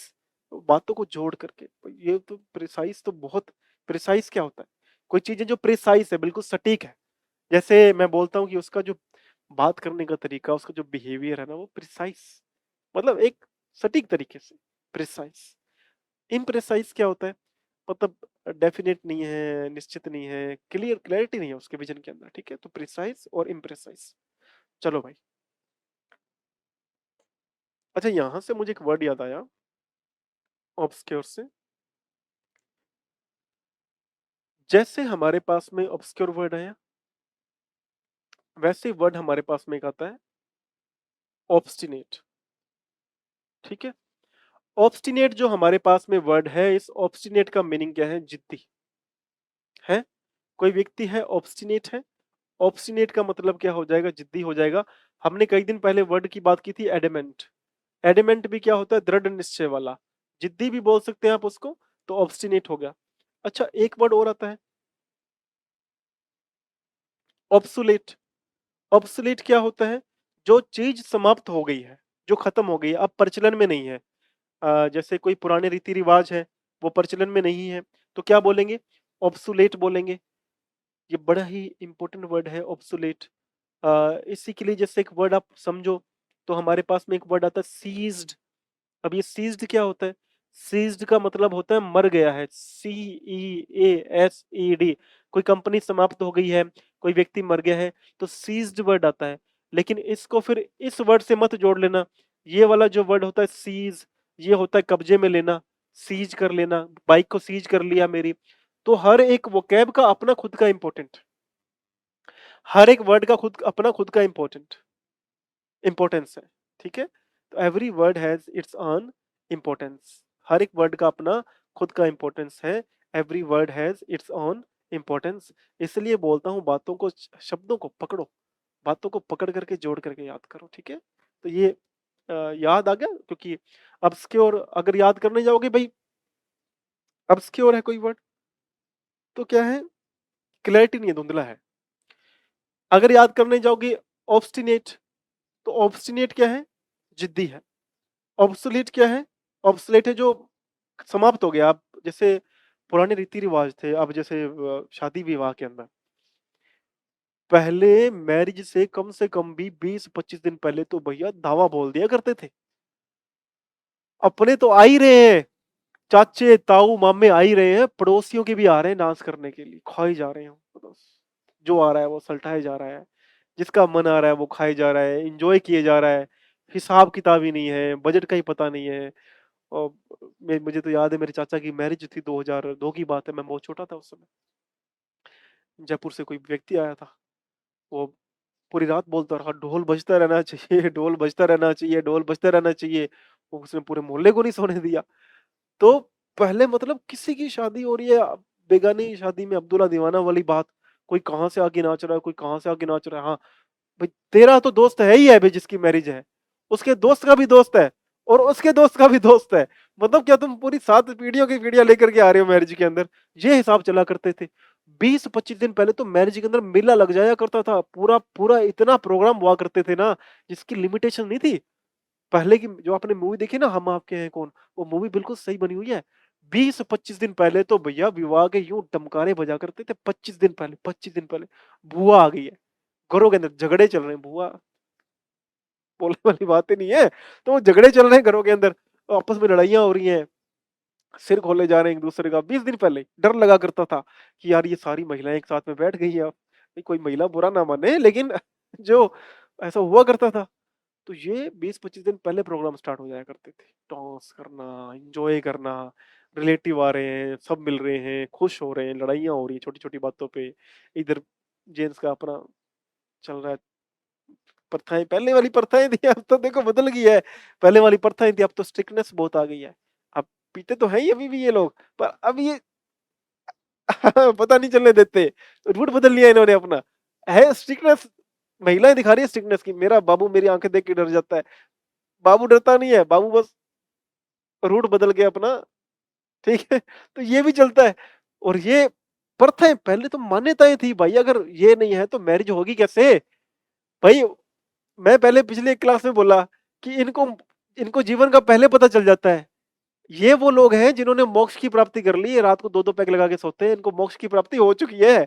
इनको पता है कि इस दुनिया के अंदर कुछ भी नहीं है अपना। सबसे पहले जो ज्ञानी लोग बने, सबसे पहले जो ज्ञान की प्राप्ति हुई है वो इन्हीं लोगों को ज्ञान की प्राप्ति हुई है। हाँ सच्चे लोग हैं ये। इनको पता लग गया दुनियादारी में कुछ नहीं है। ये पहले ऐसे हुआ करता था। अब तो एक कार्ड आता है, वो कार्ड भी देखो कितना दिन खराब आ गए हैं, कार्ड भी ओरिजिनल नहीं जा रहे हैं। फिर तो व्यापारी बैठा होगा है। सही भी है, कुछ चीजें सही भी है, तो ज्यादा डिस्कस नहीं करते हैं, तो आगे चलते हैं। तो ये बात है। हाँ, ये सेंट से वर्ड हमारे पास में आ गया। सेंट क्या होता है? खुशबू के लिए वर्ड आता है सेंट। तो 4-5 वर्ड हैं हमारे पास में। अरोमा, सुखद और मीठी खुशबू, अरोमा बोलते हैं ना, क्या अरोमा है इसका यार? सेंट आ गया। परफ्यूम तो बोलते ही हैं। ऑड्यूर दोनों तरीके से काम करती है, ऑड्यूर गंदी भी होती है और पॉजिटिव भी होती है। रेडोलेंस अच्छा वर्ड है जिसका मतलब है भीनी भीनी खुशबू। बोलते ना कि तेरी भीनी भीनी खुशबू ने क्या जादू किया है, रेडोलेंस। ठीक है, रेडोलेंस याद कर लो कि रेडोलेंस है, रेडोलेंस। इंडोलेंट से मत याद कर लेना, इंडोलेंट क्या होता है, आलसी होता है। रेडोलेंस क्या होता है, बस ऐसे जोड़ के याद कर लो। इंडोलेंट क्या होता है, इंडोलेंट होता है आलसी। रेडोलेंस क्या हो गया, रेडोलेंस हो गया भाई कोई व्यक्ति जो खुशबू महकता रहता है, वो चहकता रहता है सारा दिन, एनर्जी है उसके अंदर। इस तरीके से इंटरलिंक करके, रिलेट करके अपन को वर्ड्स को याद अपन को कर लेना है। आगे बढ़ते हैं। आइडेंटिफाई द एरर, अपन को इनमें से एरर ढूंढनी है। जो ये चार पार्ट हैं, जैसे ये वाला, फर्स्ट, सेकंड, थर्ड और फोर्थ। तो ग्रामेटिकली हमें बताना था भाई इन चारों में से कौन से वाले भाग में एरर है। ही रोट हिज डायरी, देखते हैं इसमें तो रोट आ रहा है, यानी सेकंड फॉर्म ऑफ वर्ब आ रही है। आगे देखते हैं क्या है। इन कोड, तो कोड ये भी ठीक है।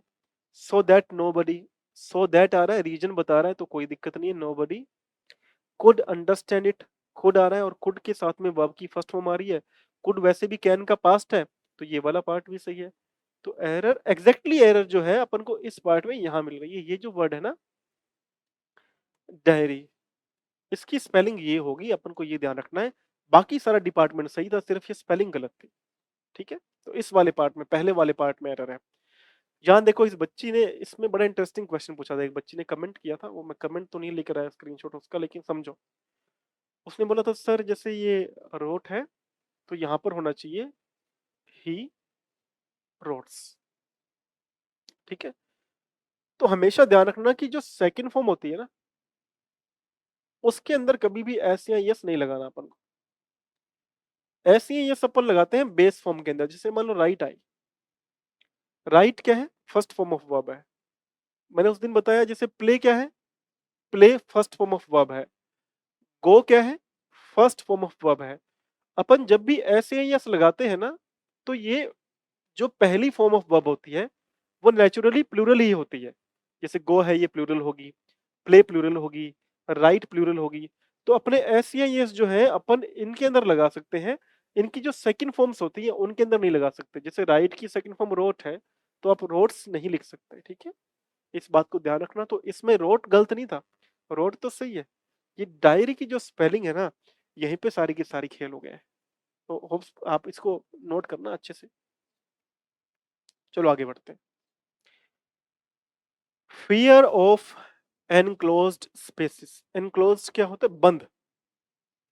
बंद जो स्पेसेस हैं उनके फियर को क्या बोलेंगे, वन वर्ड हमें बताना था। तो पहला हमारे पास में जेनोफोबिया।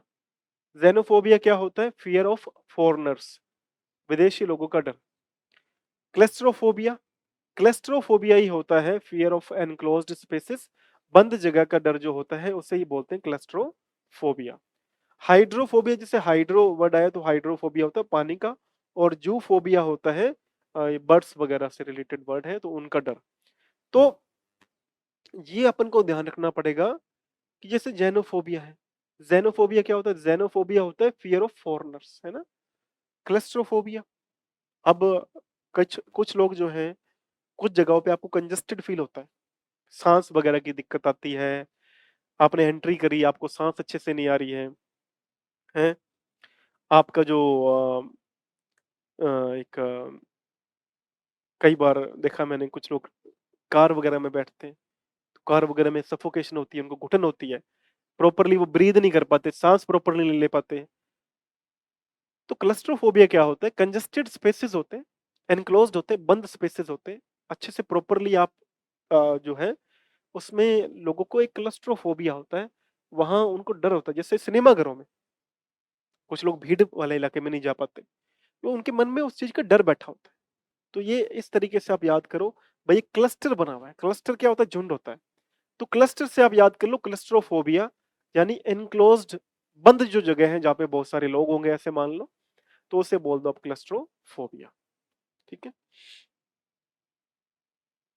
हाँ ये चीजें बड़ी इंपॉर्टेंट है, ये सारे के सारे वर्ड बहुत इंपॉर्टेंट है। ये लेकर के आता हूं मैं खास आप लोगों के लिए, सिर्फ आपके लिए। ठीक है, इस बात को ध्यान रखना पड़ेगा कि ये जो जंग जो चलती है ना, ये जो लड़ाई जो चलती है, ये सिर्फ चलती है मेरी आपके लिए। ये every single battle is for you guys, remember that. चलो भाई आ जाओ। फियर ऑफ हाइट्स, ऊंचाई के डर को क्या बोलेंगे? उसे बोलेंगे एक्रोफोबिया। क्या बोलेंगे? एक्रोफोबिया। एक्रोबैटिक्स देखते हो ना, एक्रोबैटिक्स करते हैं, एक्रोबैटिक्स क्या होते हैं? हवा के अंदर होते हैं ना। तो वैसे ही क्या है, फियर ऑफ हाइट्स, हाइट्स मतलब ऊंचाई है, तो एक्रोफोबिया हो गया ऊंचाई से डर। फिर देखो, फियर ऑफ स्नेक्स, स्नेक्स यानी सांप से किसी को डर लगता है, ओफिडेफोबिया बोलते हैं। क्या बोलते हैं? ओफिडेफोबिया बोलेंगे, सांप स्नेक से हमें डर लगता है। फिर आ गया ट्राइपेनोफोबिया। ट्राइपेनोफोबिया क्या होता है? फियर ऑफ नीडल्स और इंजेक्शंस। देखो, ट्राइपेनोफोबिया, अब इसको ऐसे याद कर लो भाई, पेन, पेन जो है वो निब है या इंजेक्शन है, नीडल है, सुई है, इंजेक्शन है, पेन है, ये तीनों एक कैटेगरी में आ गए। तो क्या बोले? ट्राइपेनोफोबिया मतलब फियर ऑफ नीडल्स या फिर इंजेक्शंस। फियर ऑफ डेथ, मरने का डर किससे होगा? जो थाने में जाएगा तो थेनेटोफोबिया है। तो थाने में जाने से डर लगेगा, तो मौत से डर लगेगा ना। तो क्या आ गया? थेनेटोफोबिया क्या हो गया?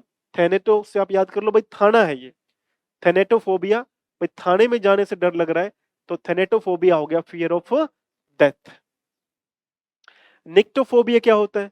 निक्टो वैसे नाइट से रिलेट करता हुआ वर्ड है, तो निक्टोफोबिया क्या हो गया? फियर ऑफ डार्कनेस और night. Nyctophobia fear of darkness और नाइट। साइनोफोबिया, अब साइनो सांस देखो, एक जो नाइट में जाओगे रास्ते में तो डॉग क्या करते हैं, डॉग ऐसे साउंड्स निकालते हैं ऐसे जैसे ना। तो साइनोफोबिया, साइनोफोबिया क्या होता है? फियर ऑफ डॉग, यानी स्निफ जो करते हैं ना, वो स्निफ करते समय साउंड निकालते हैं ना वो, तो उसे बोलेंगे साइनोफोबिया, फियर ऑफ डॉग्स। फिर आ गया फियर ऑफ फ्लाइंग, फ्लाइंग यानी कि उड़ने का फियर, तो एरोफोबिया आ गया। एयर क्या होती है? हवा होती है, तो एरोफोबिया आ गया। उसके बाद में माइसोफोबिया, फियर ऑफ जम्स और डर्ट, तो खुद से याद कर लो भाई, माइसोफोबिया है। मेरे को खुद से ही डर लगता है कि मैं कई दिन से नहाया नहीं, तो उससे इंटरलिंक करके वर्ड याद हो जाएगा माइसोफोबिया, क्योंकि आप फिर रिलेट कर पाओगे ना कि मैं नहाया नहीं, मैं मुझे जम्स वगैरह से डर लग रहा है। तो क्या बन गया? माइसोफोबिया बन गया। व्हेन यू लिंक थिंग्स, जब आप चीजों को लिंक करते हैं, फियर ऑफ जम्स और डर्ट, उससे बोलेंगे माइसोफोबिया। ठीक है। फिर हमारे पास में गया fear of being stared eight, यानी कोई आपको गौर के देख रहा है उसका डर, तो उससे बोलेंगे अफथल्मोफोबिया। अफथल्मोफोबिया बोलते हैं, यानी fear of being stared at. Ophthalmophobia, ophthalmophobia. तो अफथल्मोफोबिया क्या होता है? फियर किस चीज का? Being stared at. ठीक है। अ, वैसे चाहो तो आप इसको किसी ना किसी चीज से रिलेट करके याद कर सकते हो, जैसे अफ, थल, मुंह। अब मुंह क्या होता है? चेहरा। थल होता है जमीन। अफ, आप ये मान लो भाई, आप किसी को बोल रहे हो उफ, थल, मुंह, मेरे मुंह की तरफ मत देख, थल पे देख। तो उफ, मेरे मुंह की तरफ मत देख, थल की तरफ देख। तो क्या बन जाएगा? अफ थल्मोफोबिया, यानी आपको कोई घूर के देख रहा है, उस चीज का डर। तो वर्ड्स वोकैब देखो, मजेदार चीजें हैं, लेकिन याद करने के लिए थोड़ा मेहनत करनी पड़ती है। हर एक वर्ड को अगर मैं बोलूं जैसे ओफिडेफोबिया, तो ये इसको ऐसे याद करो भाई, कोई फिडी बोलते ना, फिडी यानी छोटा सा। फिडी हमारे पड़ोस में लड़का था, उसका नाम था फिडी। फिडी बोलते हैं छोटे से को। तो आप बोल सकते हो ओ फिडीफोबिया। तो फिडे क्या होता है? फिडी होता है भाई छोटा। तो आपने क्या कर दिया? ओ फिडे फोबिया। आप बोलते मुझे तो छोटे छोटे जीवाणुओं से भी डर लगता है, तो सांप तो बहुत बड़ा है। तो ओ फिडे फोबिया क्या हो गया? स्नेक्स से डर लगने लग गया आपको, है ना। जैसे हमने ये याद किया था, ट्रायो, ये वाला ट्राई पेनोफोबिया। ट्राई पेन, अब पेन क्या है? ये पेन है, यही नीडल है, यही इंजेक्शन है, तो पेन से रिलेट करके याद करो। ट्राइपेनोफोबिया, यानी पेन, इंजेक्शन और नीडल तीनों एक जैसे दिखती है ना, तो ट्राई पेन ओफोबिया, यानी कि मुझे नीडल और इंजेक्शन से डर लगता है, उसे मैं बोलता हूँ ट्राइपेनोफोबिया। जैसे ये थेनेटोफोबिया, अब थाने में जाना है तो थाने में जाने में क्या लगता है भाई, मौत से डर लगता है, तभी तो थाने नहीं जाना। तो थानाटोफोबिया यानी थाने तक जाने से भी डर लगता है, ठीक है। नेक्टोफोबिया, मैंने बोला भाई रात से निक जो वर्ड है वो रात से जुड़ता है, तो निक्टोफोबिया यानी रात से डर लगना, डार्कनेस से डर लगना। साइनोफोबिया, जैसे मैंने बोला ये डॉग्स वगैरह जो है स्निफ करते हैं, तो डॉग्स वगैरह से स्निफ करने से डर लगना। इस प्रकार से आप हर एक वर्ड को जोड़ के याद करोगे, तो one words are not that difficult. कोई भी चीज इतनी डिफिकल्ट नहीं है, लेकिन जोड़ करके याद करना, रिलेट करके रिलेटेबल चीजें बनाओगे। जितनी रिलेटेबल बनाते जाओगे ना उतनी, जैसे अब ये वाला वर्ड था माइसोफोबिया, मैंने क्या बोला भाई, माइसोफोबिया। आप बोलो भाई जब मैं खुद के साथ सो रहा हूँ बिस्तर पे, अब तो मुझे खुद से डर लगने लग गया, मैं सर्दी में 7-7 दिन नहाया नहीं हूँ है। तो माइसोफोबिया मतलब जर्म्स मेरी बॉडी के अंदर जो बने उससे मुझे डर लगने लग गया, तो माइसोफोबिया है। अफ थल्मोफोबिया, भाई अफ थल्मोफोबिया, आप बोले भाई मेरे मुंह की तरफ क्या देख रहा है, थल की तरफ देख, जमीन की तरफ देख, उस मुझे फोबिया है अगर कोई मेरी तरफ घूर के देखे तो। अफ्थल्मोफोबिया। तो वर्ड्स को जितना वर्ड प्ले करोगे उतना ज्यादा वोकैब, तो जितनी ज्यादा मेहनत एग्जाम क्रैक करना, that is going to happen only when you are going to remember each and every word on your finger tips. जब आप लोग ऐसा एम बना लो ना कि मेरा एम है भैया अर्जुन की तरह मैंने निशाना मारना है मछली की तीर के मछली की आंख के ऊपर ही, that means that your aim is clear, your ideas are explicit है, आपके जो आइडियाज हैं वो एक्सप्लिसिट हैं, वो क्लियर है, एम्बिगस नहीं है, आपको पता है कि मैं कहां चल रहा हूं, तभी चीजें जो है क्लैरिटी में आएंगी। तो ये इस तरीके से जोड़ करके हर एक वर्ड को इंटरलिंक करके याद करना। और मैंने दो बातें बोली अभी, एक्सप्लिसिट और एम्बिगस, मुझे दोनों का वर्ड मीनिंग चाहिए कमेंट के अंदर, फिर मजा आए बात को कि हाँ सर ये मेरे को वर्ड दोनों आते हैं, ठीक है।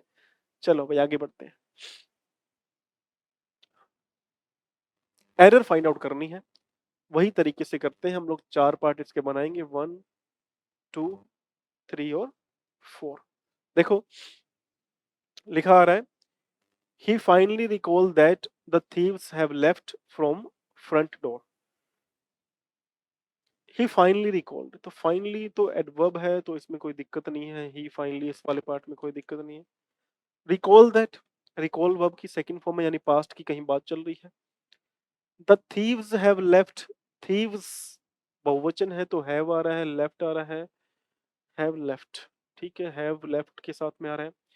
from front door, अब देखो ये जो क्वेश्चन है मैं समझ पा रहा हूँ, यहाँ पे एक बच्चे ने कमेंट भी किया था, उस बच्चे ने बोला सर ये वाला पास्ट में होना चाहिए, बिल्कुल एग्जैक्टली सही बात है, ये वाला पास्ट में होना चाहिए था क्योंकि ये भी पास्ट में आ रहा है। लेकिन एसएससी ऐसे क्वेश्चंस एग्जाम में डालती है, अब इसको वो कंसीडर कर रहे हैं, मान लो ये पास्ट में ही तो बात है, रीसेंट पास्ट की बात है, तो रीसेंट पास्ट में हैव लेफ्ट आ सकता है कि मैं खाना खा चुका हूं, तो काम तो ऑलरेडी हो चुका है ना, वो रीसेंट पास्ट बन गया, तब इसको एक्सेप्टेंस में आ गया। लेकिन फ्रॉम फ्रंट डोर, अब यहाँ पे आर्टिकल नहीं आ रहा डोर के लिए, आप देखो जो मेन बात है वो ये है कि हमारे पास में एक एग्जैक्ट ग्रामर का टॉपिक ही यहां से हटा दिया, तो यहाँ पे आएगा फ्रॉम द फ्रंट डोर। इस बात को नोट करना, बहुत इंपॉर्टेंट बात है ये, और वो बच्चा भी बिल्कुल सही है, उस बच्चे ने भी एग्जैक्टली जो पॉइंट आउट किया है दैट इज करेक्ट, बिल्कुल सही पॉइंट आउट किया गया है कि यहाँ पे क्यों नहीं आया भाई, यहाँ पे रिकॉल दिया हुआ है, रिकॉल पास्ट का है, तो ये भी तो पास होना चाहिए था, बिल्कुल एग्जैक्टली सही बात है ये। लेकिन एसएससी मेरे बच्चों एग्जाम में कई बार ऐसे देती है क्वेश्चन जिसमें वो हैव लेफ्ट को रीसेंट पास्ट मान रही है और फिर फ्रॉम द फ्रंट डोर आएगा क्योंकि आर्टिकल पूरा का पूरा ही वहां से मिसिंग है, ठीक है। इस बातों को बड़ा इसीलिए कहता हूं, जब भी एरर करने बैठो ना, एरर करते समय चारों पार्ट्स को पहले तो अच्छे से रीड कर लो, भाई हमसे कोई मिस्टेक ना हो जाए हमारी तरफ से, तो चारों पार्ट्स को पहले अच्छे से रीड करो, रीड करोगे तो फिर आपके लिए अपने आप ही क्लैरिटी आने लग जाएगी, ठीक है।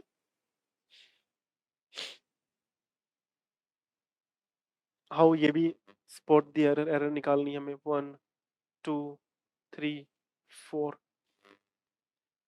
It is high time, high time एक फ्रेज है, तो it is high time. We all, we के साथ में ऑल आ रहा है, कोई दिक्कत नहीं है। प्लेड वेल, प्लेड वेल, देखो यहाँ पे जो प्लेड है ना ये पास्ट की फॉर्म है, वर्ब की सेकंड फॉर्म है, आपको ध्यान रखना पड़ेगा कि ये वाला पार्ट भी सही है क्योंकि इट इज़ हाई टाइम एक ऐसा फ्रेज़ है जिसके साथ में वर्ब की सेकंड फॉर्म आती है, जिसके साथ में पास्ट सिंपल आता है। यानी ये तीनों पार्ट बिल्कुल सही हैं, किसी पार्ट में कोई कमी नहीं है। नो एरर वाले बिल्कुल सही हैं। 114 बच्चों ने आंसर किया था, 4 ने लाइक किया था। बहुत अच्छी बात है, लाइक की संख्या बढ़ा लिया करो यार। तुम्हारी ही कम्युनिटी है, तुम्हारा ही चैनल है। हम भी तुम्हारे, तुम भी हमारे। मज़ा आ रहा है, कसम से। लाइक कर लिया करो यार। और क्या इसमें रखा हुआ है?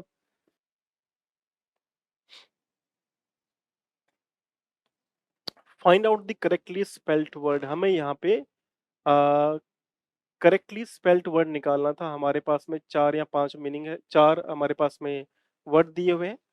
पहला वर्ड है हमारे पास में वेस्टिबुलर। वेस्टिबुलर क्या होता है? ये होता है आपके नाक वगैरह से संबंधित, ईयर वगैरह से संबंधित वर्ड है वेस्टिबुलर। तो इसकी स्पेलिंग तो सही है। 4 ही तो वर्ड है हमारे पास में, तो वेस्टिबुलर की स्पेलिंग सही है। सेकंड जो वर्ड है हमारे पास में वो है इम्पोर्टेंट। और इम्पोर्टेंट क्या होता है? इम्पोर्टेंट होता है कोई चीज महत्वपूर्ण है। ये स्पेलिंग गलत है, इम्पोर्टेंट की स्पेलिंग ये वाली होगी। मिडल की स्पेलिंग गलत है, मिडल की स्पेलिंग ये होगी।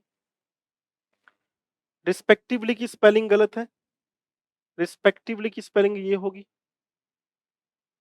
ठीक है, तो ये हमारे पास में 4 वर्ड हुए, जिसमें से वेस्टिबुलर जो वर्ड है इसकी स्पेलिंग क्या है? एग्जैक्टली सही है। बाकी जो स्पेलिंग है वो हमारे पास में गड़बड़ हो गई है। तो आज जो हम लोगों ने प्रैक्टिकल जो भी चीज़ें प्रैक्टिस में करी हैं, ये चीज़ें मैं उम्मीद करता हूँ कि आप सबके बड़ी ही काम के आने वाली चीज़ें हैं। और हर बार हर एक चीज़ को मैं बोलता हूँ कि जैसे बोलने में प्रयास लेकर के आया करो। जितना प्रैक्टिस करोगे, practice makes a man perfect, है ना? उतना ही आपके लिए भला होगा, उतना ही आपके लिए चीज़ें आगे अच्छी आएँगी, आउटकम आएगा, आपकी सफलता, आप कहीं अच्छी प्लेस पर पहुँच जाओ। हालाँकि मैंने बताया बिगिनिंग के अंदर कि मेरी तबीयत आज बहुत ज़्यादा खराब हो रही थी।